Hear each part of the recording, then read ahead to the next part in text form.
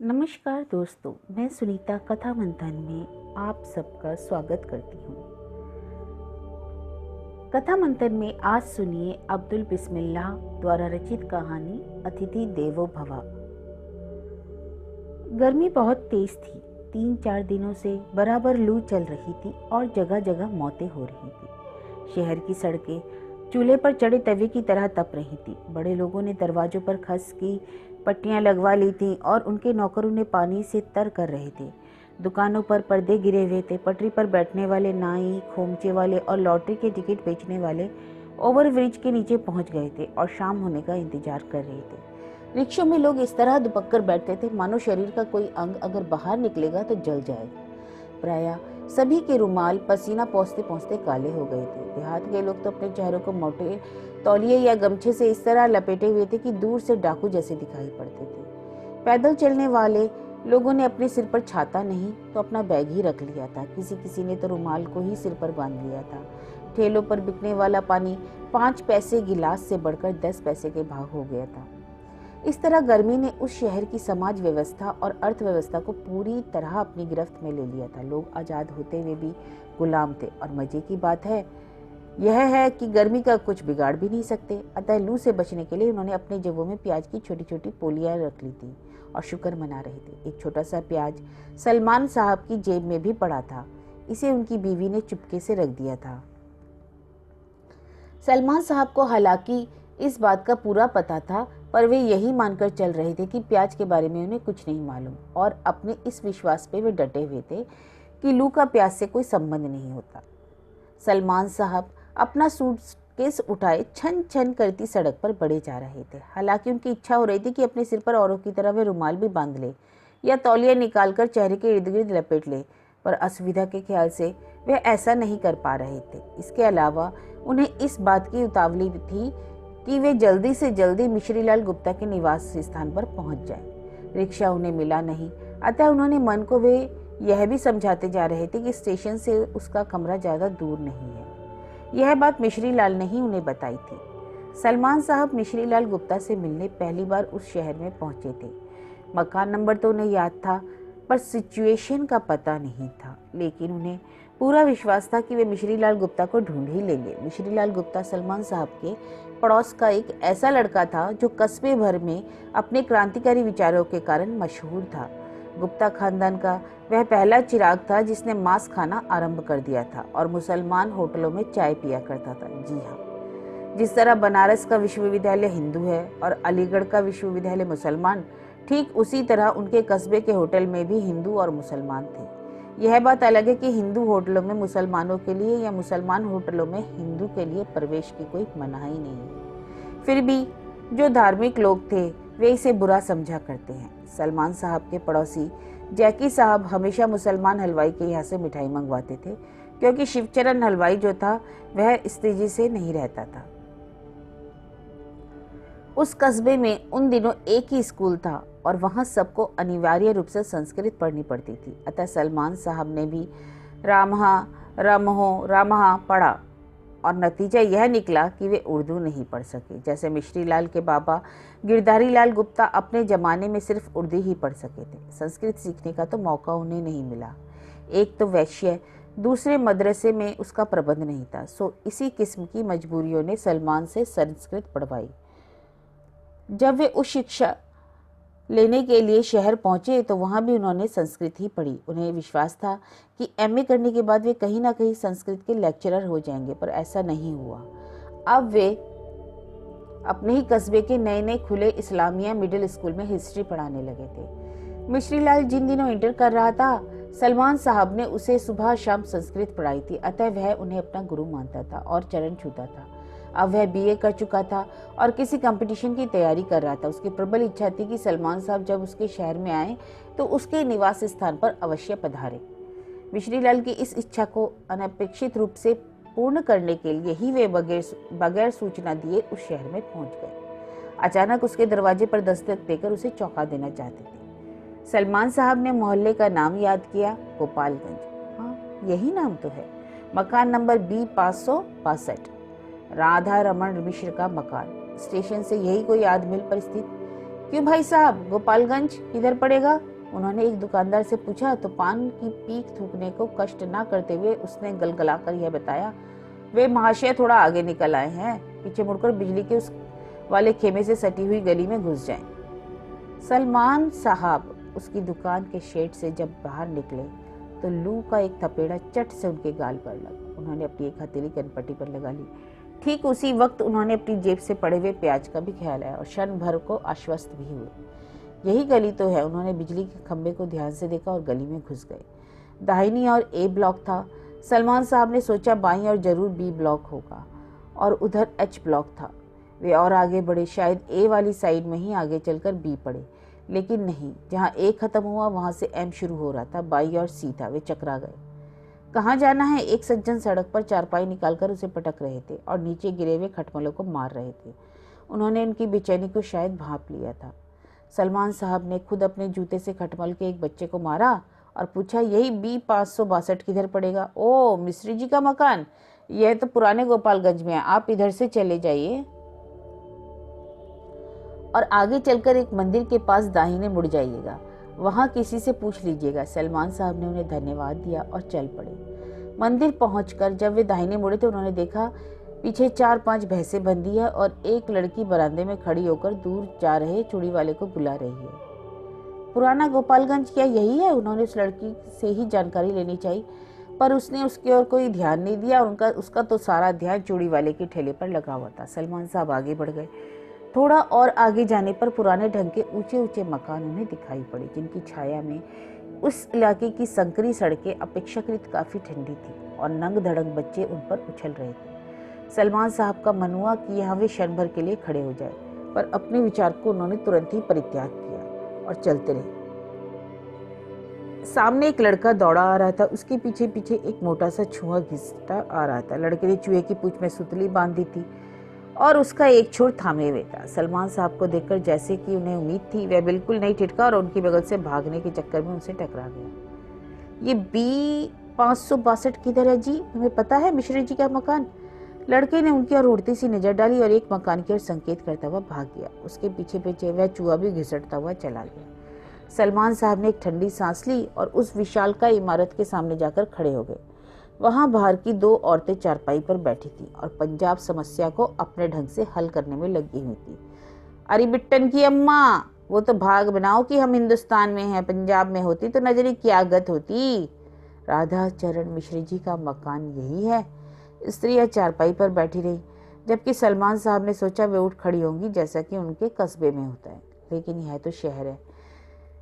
मिश्र जी तो यहाँ नहीं रहते, वे जवाहर नगर में रहते हैं, यहाँ सिर्फ उनके किराएदार रहते हैं। एक स्त्री ने उन्हें जानकारी दी और खामोश हो गई। क्या काम है? दूसरी ने पूछा। उनके मकान में एक लड़का रहता है, मिश्री लाल गुप्ता, उसी से मिलना था। ऊपर चले जाइए, सीढ़ी चढ़कर दूसरा कमरा उन्हीं का है, उस औरत ने जवाब दिया। सलमान साहब भीतर घुस गए। वहां अंधेरा था और सीढ़ी नजर नहीं आ रही थी। थोड़ी देर तक खड़े रहने के बाद उन्हें कोने में एक नल दिखाई पड़ा, फिर सीढ़ी भी दिखने लगी। वे संभल संभल कर ऊपर चढ़ने लगे। इसी बीच उन्होंने अनुमान लगाया कि मिश्री लाल सो रहा होगा और दरवाजा खटखटाकर उसे जगाना पड़ेगा। वह हड़बड़ा कर उठेगा और सिरकनी खोलकर आंखें मलते हुए बाहर देखेगा, फिर सामने उन्हें पाकर चरण छुएगा। कौन? सीढ़ियां खत्म होते ही इस पार से किसी स्त्री का प्रश्न सुनाई पड़ा। वे ठिठक गए। मिश्री लाल जी हैं क्या? थोड़ा ठहरिए। तब उस स्त्री ने जरा सख्ती के साथ कहा। सलमान साहब को लगा कि स्त्री किसी महत्वपूर्ण काम में लगी हुई थी।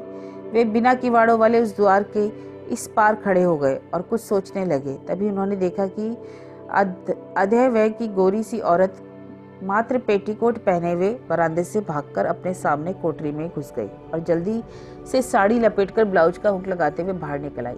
आइए, उसने सलमान साहब को पुकारा तो वे इस प्रकार भीतर घुसे जैसे उन्होंने इस स्त्री को अभी थोड़ी देर पहले भीतर घुसते हुए देखा ही नहीं। स्त्री ने भी शायद यही सोचा और इत्मीनान से खड़ी रही। सलमान साहब ने देखा कि बरामदे में बने प्रणाले के मुहाने पर एक उतरी हुई गीली साड़ी है और जय साबुन की गंध पूरे माहौल में भरी हुई थी। मिश्री लाल जी बगल वाले कमरे में रहते हैं, पर वे है नहीं, सुबह से ही कहीं गए हुए हैं। आप कहाँ से आ रहे हैं? बैठिए। स्त्री ने अत्यंत विनम्रता के साथ सब कहा और एक बंसखट बिछाकर फिर भीतर घुस गई। थोड़ी देर बाद एक तश्तरी में गुड़ और गिलास में पानी लिए हुए बाहर आई और बंसखट पर तश्तरी रखकर खड़ी हो गई। लीजिए पानी पीजिए, आज गर्मी बहुत है। इतना कहकर उसने अपनी उतारी हुई साड़ी की ओर देखा और ना जाने क्या सोचकर पानी रखकर फिर भीतर घुस गई। अब की वह ताड़ का एक पंखा लेकर लौटी और उसे भी खाट पर रख दिया। सलमान साहब ने गुड़ खाया, पानी पिया और पंखा लेकर हल्के हल्के डुलाने लगे। मिश्री लाल कहीं बाहर तो नहीं चला गया? बाहर तो नहीं गए, शहर में ही होंगे, पिक्चर विक्चर गए होंगे या किसी दोस्त के यहाँ चले गए होंगे। रोज तो कमरे में ही रहते हैं, आज ही निकले हैं बाहर। सलमान साहब ने घड़ी देखी, 3 बज रहे थे। उन्होंने थकान का अनुभव किया और वहीं बंसखट पर थोड़ा पसर गए। स्त्री फिर भीतर से तकिया ले आई। आप थोड़ा आराम कर ले, गुप्ता जी शाम तक आ जाएंगे। स्त्री ने उनके सिराने तकिया रखा और अपनी गीली साड़ी बाल्टी में रखकर नीचे उतर गई। सलमान साहब जब लेटे तो जेब में पड़ा प्याज उन्हें गड़ने लगा। उन्होंने उसे बाहर निकालकर चारपाई के नीचे गिरा दिया। थोड़ी देर बाद उन्हें नींद आ गई। नींद में उन्होंने सपना देखा कि उनके स्कूल में मास्टरों के बीच झगड़ा हो रहा है और पीटी टीचर सत्यनारायण यादव को हेडमास्टर साहब बुरी तरह डांट रहे हैं। सलमान साहब उनका पक्ष लेकर आगे बढ़ते हैं तो सारे मास्टर उन पर टूट पड़ते हैं। इस प्रकार उनकी नींद टूट जाती है। वे उठकर बैठ जाते हैं। लगता है रात हो गई। भीतर एक मटमैला सा बल्ब जल रहा था जिसकी रोशनी बरामदे में भी आ रही थी। बरामदे में कोई बल्ब नहीं है। भीतर से आने वाली रोशनी के उस चकोर के टुकड़े में ही एक स्टोव जल रहा था और स्त्री सब्जी छौंक रही थी। जहाँ दोपहर में जय साबुन की गंध भरी हुई थी, वहीं अब जीरे की महक उड़ रही थी। मिश्री लाल नहीं आया अभी तक? अरे अब हम क्या बताएं, आज वे कहाँ चले गए? रोजाना तो कमरे में ही घुसे रहते हैं। उस स्त्री ने चिंतित मन से कहा और स्टील के एक गिलास में पहले से तैयार की हुई चाय लेकर उनके सामने खड़ी हो गई। अरे आपने क्यों कष्ट किया? इसमें कष्ट की क्या बात है, चाय तो बनती ही है शाम को। सलमान साहब ने गिलास थाम लिया। स्त्री स्टोव की ओर मुड़ गई। तभी एक सद्य स्नान किए हुए सज्जन कमर में गमछा लपेटे जनेऊ मलते हुए सीढ़ियां चढ़कर ऊपर आए और कमरे में घुसकर हनुमान चालीसा का पाठ करने लगे और जीरे की महक के साथ साथ अब अगरबत्ती की महक भी वातावरण में फैलने लगी। सलमान साहब ने भीतर जाकर देखा तो पाया कि उस कमरे में पूरी गृहस्थी अत्यंत सलीके के साथ सजी हुई थी और दीवारों पर राम, कृष्ण, हनुमान, कृष्ण, शंकर, पार्वती, लक्ष्मी और गणेश आदि विभिन्न देवी देवताओं के फोटो टंगे हुए थे। वहीं एक और लकड़ी की एक तख्ती लगी थी जिस पर लिखा था Ram Manohar Pandey, assistant telephone operator. वे सज्जन अपने दाहिने हाथ में अगरबत्ती लिए बाएं हाथ से दाहिने हाथ की टूनी थामे सभी तस्वीरों को सुगंधित धूप से सुवासित कर रहे थे और बीच बीच में गीता के कुछ श्लोक भी सही गलत उच्चारण के साथ बोल जाते थे। छत पर एक गंदा सा पंखा अत्यंत धीमी चाल में डोल रहा था। स्त्री ने सब्जी पका ली थी और अब वह रोटियां बना रही थी। सलमान साहब की इच्छा हुई कि अब वे वहां से चल दें और किसी होटल में ठहर जाएं। सुबह आकर मिश्री लाल से मिल लेंगे क्योंकि रात काफ़ी होती जा रही थी और उसका अभी तक पता नहीं था। वे खड़े हो गए। अब मैं चलता हूँ, कल सवेरे आकर मिल लूँगा। उन्होंने अपना बैग उठा लिया। कहाँ जाएंगे? स्त्री ने उनसे सीधा सवाल किया और पीछे मुड़कर उनकी ओर ताकने लगी। किसी होटल में रुकूंगा। क्यों भाई साहब, होटल में क्यों रुकिएगा? क्या यहाँ जगह नहीं है? खाना तैयार हो गया, खा लीजिए और छत पर चलकर लेटिए। रात में गुप्ता जी तो आ ही जाएंगे और अगर ना भी आए तो सुबह चले जाइएगा। इस टाइम तो मैं आपको जाने ना दूंगी। अगर जूता वूता उतारिए और हाथ मुँह धोकर खाने बैठिए। नहीं भाभी जी, आप क्यों कष्ट उठाती हैं? उस स्त्री को अब भाभी कहने में कोई हर्ज नहीं लगा सलमान साहब को। इसमें कष्ट की क्या बात है? आइए ना, खाना खाइए। सलमान साहब विवश हो गए। उन्होंने जूते उतारे और हाथ मुंह धोकर खड़े हो गए। अब तक पांडे जी अपनी पूजा आराधना से खाली हो गए थे और भीतर बिछी चौकी पर बैठकर कुछ कागज पत्तर देख रहे थे। सलमान साहब को उनसे नमस्कार करने तक का मौका अभी नहीं मिला और उन्हें बहुत खल रहा था। लेकिन अब इतनी देर बाद नमस्कार करने का कोई औचित्य में नहीं था, इसलिए उन्होंने सीधे सीधे बात करने की कोशिश की। भाई साहब आप भी बैठिए। नहीं नहीं, आप खाइए, मैं थोड़ी देर बाद भोजन करूंगा। उन्होंने तनिक शुष्क स्वर में सलमान साहब के उत्तर दिया। बगैर उनकी ओर देखे अपने कागज पत्तर में उलझे रहे। आप बैठिए, दिन भर के भूखे प्यासे होंगे, वे बाद में खा लेंगे। दफ्तर से आकर उन्होंने थोड़ा सा नाश्ता कर लिया था। आप तो सो रहे थे ना? स्त्री ने एक बार फिर आग्रह किया और पीढ़ा रखकर थाली लगा दी। लोटे में पानी और गिलास रख दिया। सलमान साहब बैठ गए। वे भी से बहुत आह्लादित हो रहे थे। उनके कस्बे में ऐसा नहीं हो सकता है कि बगैर जाति धर्म की जानकारी किए कोई ब्राह्मण किसी को अपने चौके में बैठकर खाना खिलाए, लेकिन शहर में ऐसा हो सकता है। यद्यपि यह कोई बड़ा शहर नहीं है। यहाँ के लोग भी बहुत कुछ ग्रामीण संस्कारों वाले हैं, पर है तो आखिर शहर। यहाँ के पढ़े लिखे लोग प्रगतिशील विचारों के होते हैं, उनमें संकीर्णता नहीं होती। वे धर्म प्रवण होते वे भी रूढ़ धारणाओं से मुक्त होते हैं। सलमान साहब सोच रहे थे और खा रहे थे। उन्हें बैगन की सब्जी बहुत अच्छी लग रही थी। ताजे आम का अचार यद्यपि पूरा गला नहीं था पर स्वादिष्ट था। रोटियों पर भी घी चुपड़ा हुआ था। ऐसी रोटियां उनके घर में नहीं बनती थी। वहां तो उल्टे तवे पर बनी हुई विशालकाय और अर्ध सिकी चपातियां किसी पुराने कपड़े में लिपटी रखी होती हैं। स्त्री ने एक फूली हुई भाप उड़ाती रोटी उनकी थाली में और डाल दी। आप गुप्ता जी के गांव से आए हैं? सलमान साहब ने सिर उठाया। पांडे जी अब कागज पत्रों से खाली हो गए थे और आम काट रहे थे। उनकी आवाज में उसी तरह की शुष्कता विद्यमान थी। जी हाँ, सलमान साहब ने जवाब दिया और अचार उठाकर चाटने लगे। पांडे जी ने संकेत से पत्नी को भीतर बुलाया और आम की 3 फांकियां थमा दी। स्त्री ने उन्हें सलमान साहब की थाली में डाल दिया। आप उनके भाई हैं? फिर वही शुष्क स्वर। सलमान साहब को कोफ्त हुई। जी नहीं, वह मेरा शिष्य है। क्या आप अध्यापक हैं? जी हाँ।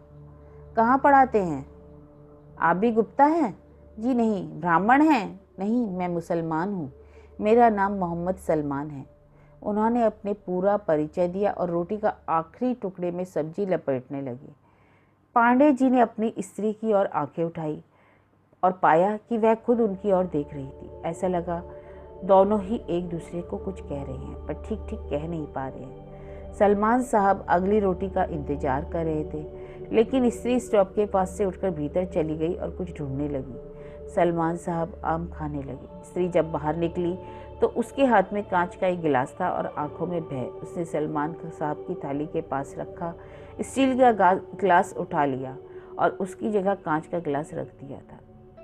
सलमान खान को याद आया कि अभी शाम को जिस गिलास में उन्होंने चाय पी थी, जिस थाली में वे खाना खा रहे थे, वह स्टील की ही थी। पल भर के लिए वे चिंतित हुए। फिर उन्होंने अपनी थाली उठाई और प्रणाली के पास जाकर बैठ गए। गुजना उठाया और अपनी थाली मांजने लगे। स्त्री ने थोड़ा सा पीछे मुड़कर उनकी ओर देखा, लेकिन फिर तुरंत बाद ही वे अपने काम में व्यस्त हो गए। मिश्री लाल अभी तक नहीं आया था। तो यह कहानी थी अब्दुल बिस्मिल्लाह द्वारा रचित अतिथि देवो भव।